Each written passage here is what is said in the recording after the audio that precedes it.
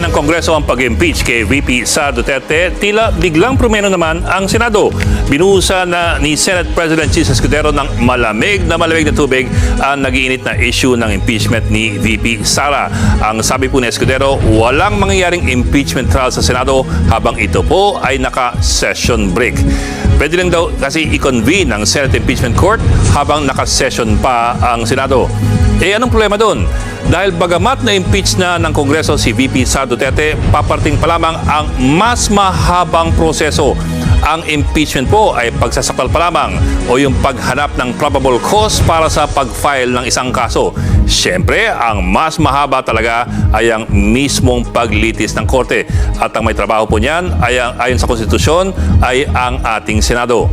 Ang problema, nag-recess na nga ang Kongreso noon pang Miyerkules. At ang balik po nito sa session ay sa June 2. Sa makatwid, kung hindi po gagalaw ang Senado dahil lang siya ay naka-recess, mahigit 3 buwan na itetenga ng Senado ang Articles of Impeachment.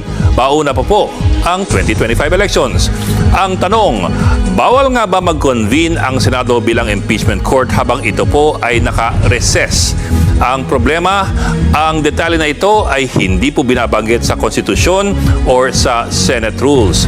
Sa 1987 Constitution, nakalagay lamang na ang Senado ang siyang may kapangyarihan na ilitis ang Articles of Impeachment matapos po itong ipasa ng Kongreso. Kailangan lamang ng 2/3 vote ng Senado para po sa isang conviction.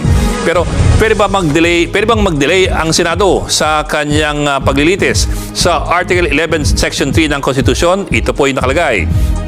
In case the verified complaint is filed by at least a third of the House, the same shall constitute the Articles of Impeachment, and trial by the Senate shall forthwith proceed. Ito pong last 2 words, forthwith proceed. Ano po ang ibig sabihin nitong katagang forthwith? Sa Oxford Dictionary, ang ibig pong sabihin nito ay immediately and without delay. Sa internal rules ng impeachment procedures na binalangkas ng Senado noong 2011 naman, ito naman po ang nakalagay. Kapag pinasa na ng Kongreso sa Senado o pag pinasa ng Kongreso sa Senado ang Articles of Impeachment, i-inform lamang ng Senate President ang Kongreso na kanya nang natanggap ang articles at handa na silang kilalanin ang House prosecutors on such time and date as the Senate may specify. Ito pa, ayon po sa Senate rules, kapag nakuha na ng Senado ang Articles of Impeachment, magdedesisyon ang Senado kung kailan ito susuriin ang kaso. Pero kung kailan yon, wala pong nakalagay. At sa rules din, tuloy-tuloy lamang ang sesyon hanggang sa magkaroon na ng desisyon sa paglilitis. Yun lang, wala nga nakalagay kung may deadline ng Senado para aksyonan ang Articles of Impeachment. Kaya't po ang malaking tanong ngayon, dahil lang ba sa recess, pwedeng isantabi ng Senado ang Articles of Impeachment ng 3 buong buwan bago nito simulan ang paglilitis kay VP Sara Duterte.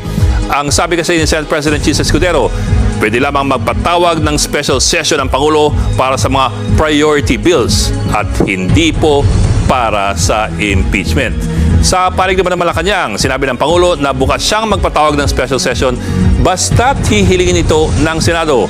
At kung hindi raw ito hihilingin ng Senado, hindi siya magpapatawag. Pero ayon po kay dating Senate President Franklin Drilon na tumayong hurado sa 2 impeachment trials, pwedeng magpatawag ang Pangulo ng isang special session para lamang i-convene ng Senado ang impeachment court.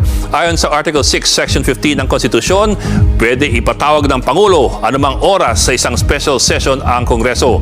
At ayon po kay Drilon, ang special session na yan ay hindi lamang limitado sa pagbabalangkas ng batas. Ito pa, pwede rin daw ito gawin ng kusa ng Pangulo kahit walang request mula sa Senado. Dahil po ito ay kapangyarihan na binibigay ng konstitusyon sa isang Pangulo. So, ang tanong lang, kung merong gagalaw nga ng kusa o mag-iintayin lang ba ang dalawa gaya po na nangyari sa nakaraang 2 buwan?